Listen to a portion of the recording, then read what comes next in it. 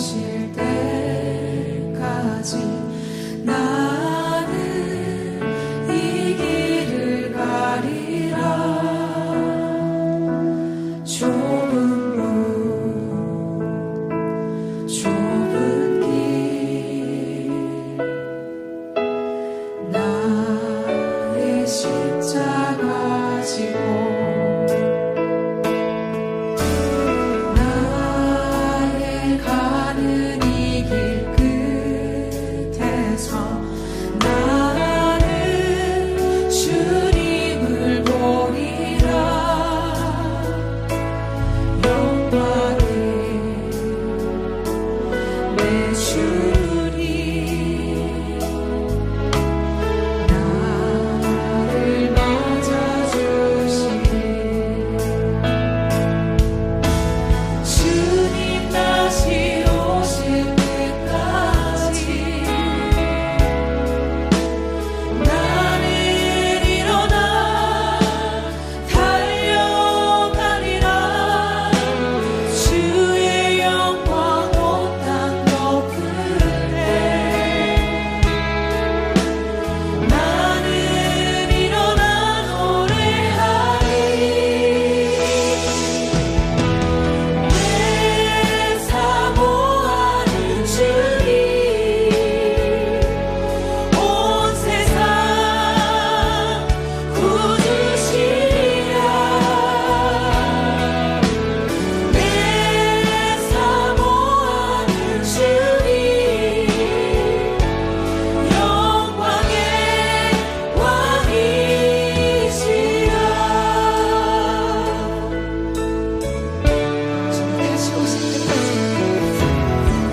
주님 다시 오실 때까지 나는 이 길을 가리라.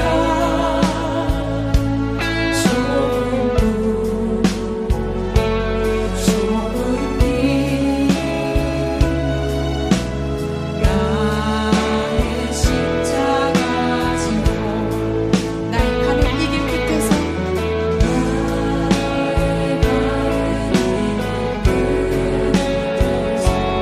나는 주님을 보리라. 영광에 내 주님 나를 맞아주시네. 주님 다시 오실 때까지 나는 일어나 달려가리라. 주의 영광 온 땅 덮을 때 나는 일어나 노래하리. 내 사모하는 주님 온 세상 구주시라. 내 사모하는 주님 영광의 왕이시라. 내 사모하는 주님 내 사모하는 주님 온 세상 구주시라. 내 사모하는 주님 영광의 왕이. 이 시간 기도하기를 원합니다.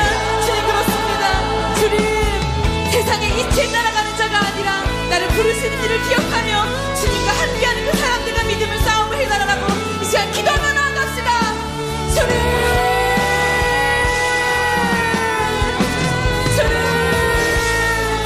아버지 이 땅에서 주님께서 묶여주신 이 자들과 함께하는 것이 만만치 않지만 주님 그럼에도 불구하고 내가 이 길 가운데 온전히 주님을 닮아가는 이 싸움을 놓지 않겠습니다. 주님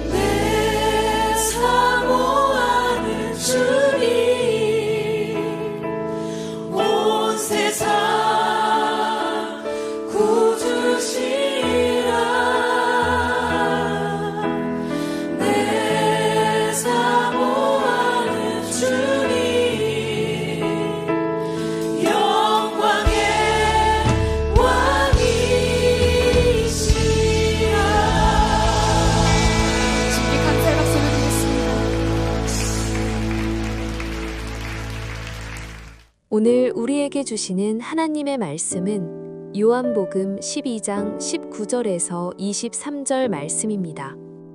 바리새인들이 서로 말하되 볼지어다 너희 하는 일이 쓸데없다 보라. 온 세상이 그를 따르는도다 하니라. 명절에 예배하러 올라온 사람 중에 헬라인 몇이 있는데 그들이 갈릴리 벳세다 사람 빌립에게 가서 청하여 이르되 선생이여 우리가 예수를 배웁고자 하나이다 하니 빌립이 안드레에게 가서 말하고 안드레와 빌립이 예수께 가서 여쭈니 예수께서 대답하여 이르시되 인자가 영광을 얻을 때가 왔도다. 어느덧 연말이 한 달 앞으로 가까워 왔습니다. 기독교인들에게는 성탄을 기다리는 시기이기도 합니다. 아기 예수님의 오심을 기다리면서 우리는 또한 다시 오실 예수님을 기다립니다. 오늘은 2000년 전 메시아의 오심을 기다렸던 유대인들의 모습을 보면서 성탄과 재림의 주님을 기다리는 우리의 마음은 어떠해야 하는지에 대해서 살펴보려고 합니다. 2000년 전 이 땅 위에 오신 예수님은 그리스도셨습니다.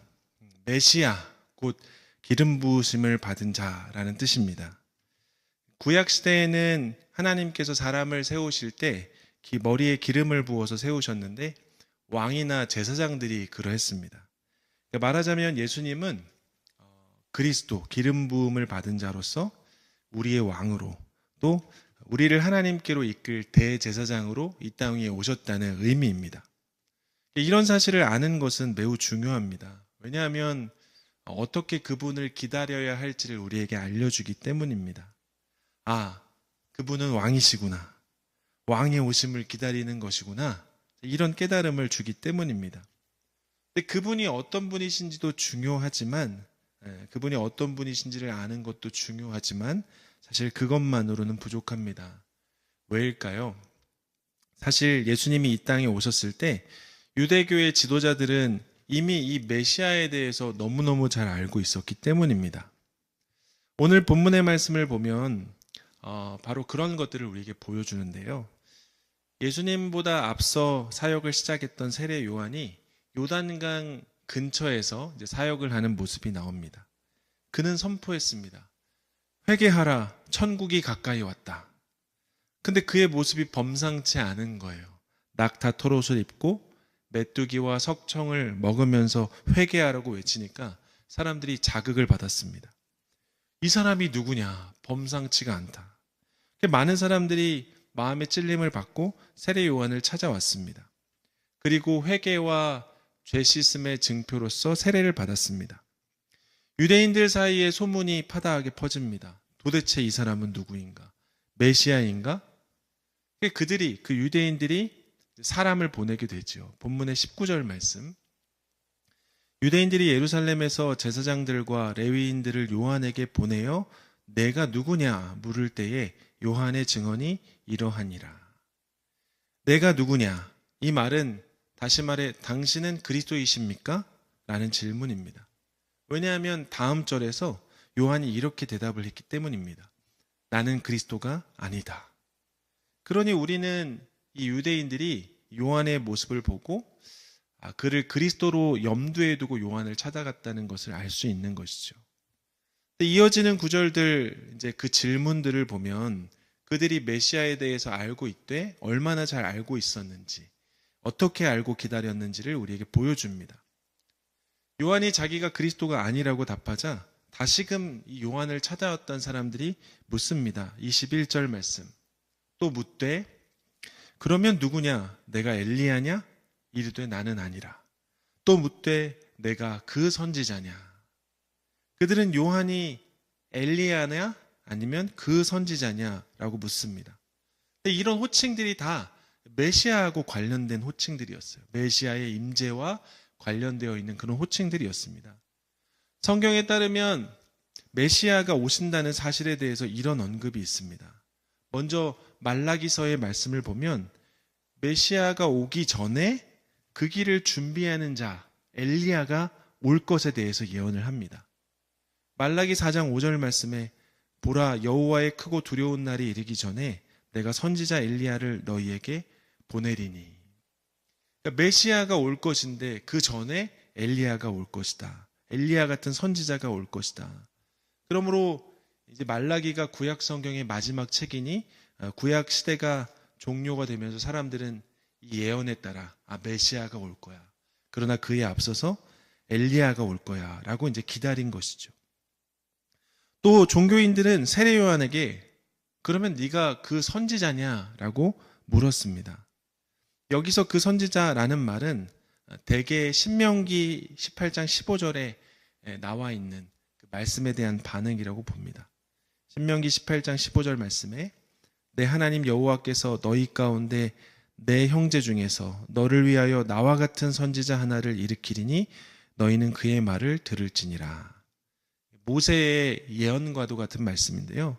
모세가 훗날 하나님께서 이스라엘을 위해서 자신과 같은 선지자를 일으키실 것이라고 예언했습니다. 사람들은 이 선지자가 바로 곧 메시아라고 생각을 했어요. 그러니까 좀 복잡하죠. 복잡하지만 분명한 사실은 이런 거예요. 유대인들은 잘 알았습니다. 성경에 기록된 예언을 알고 성경에 기록된 대로 메시아가 오실 거라는 사실을 알았어요. 그 메시아는 구약 성경에 기록된 그 선지자이며 그가 오기 전에는 엘리야와 같은 선지자가 와야만 해라고 생각을 했다는 거예요. 근데 문제는 이미 그때 그리스도가 오셨다는 사실입니다. 이튿날 요한이 예수님을 보면서 이런 말을 해요. 요한복음 1장 29절 말씀에 보라 세상 죄를 지고 가는 하나님의 어린 양이로다.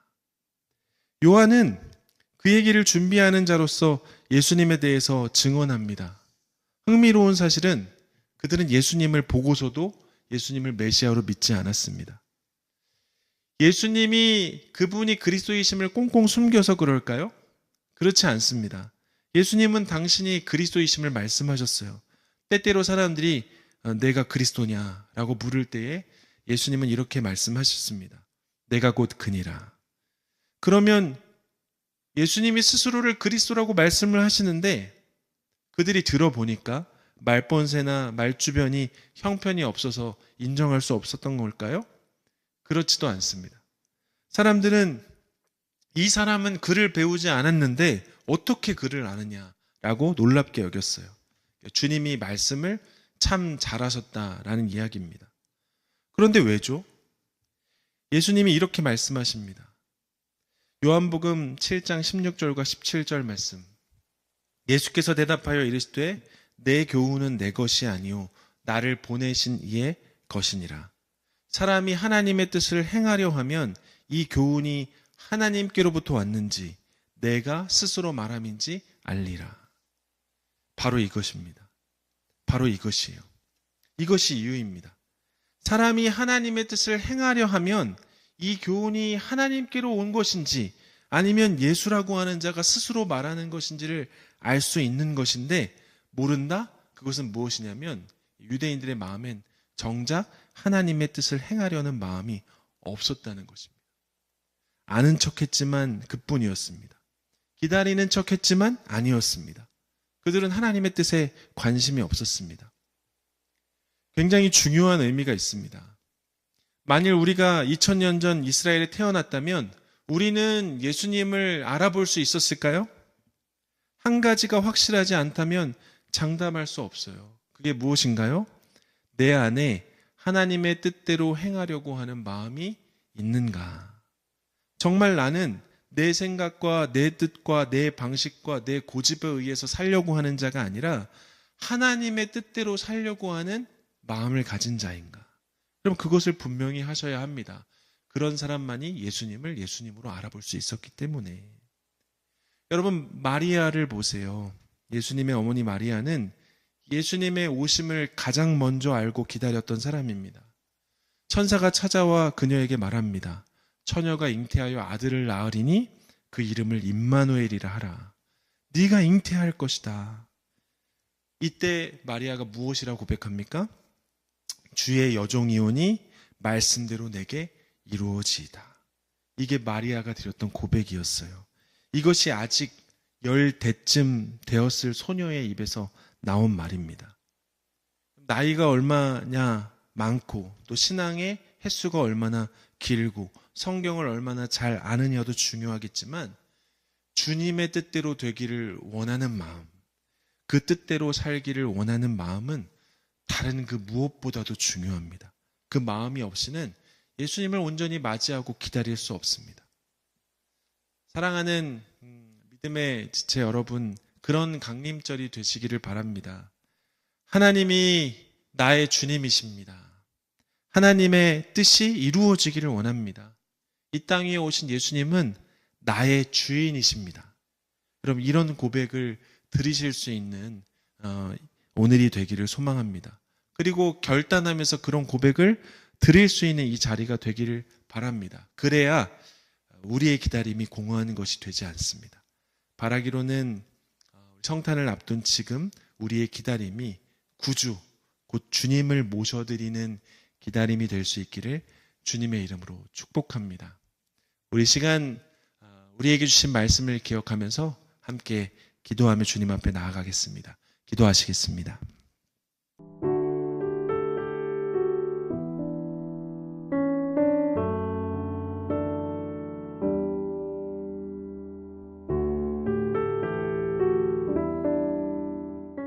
주님의 오심을 기다리는 이 시기에 우리의 마음을 살펴보게 하시니 감사합니다. 지식적인 신앙, 형식적인 기다림이 아니라 하나님의 뜻을 행하려는 순종의 마음으로 주님을 맞이하게 하옵소서. 내 안의 고집과 내 뜻을 내려놓고 하나님의 뜻을 이루는 도구로 나를 사용하여 주옵소서. 예수 그리스도의 이름으로 기도드립니다. 이제는 우리 주 예수 그리스도의 은혜와 아버지 하나님의 크신 사랑과 성령 하나님의 동행하시는 은총이 함정 및 격오지에서 또한 각처에서 주님의 오심을 기다리며 기대하는 모든 믿음의 사람들 머리 위에와 저들의 속한 부대 위에 이제로부터 영원토록 함께하옵시기를 간절히 축원하옵나이다. 아멘.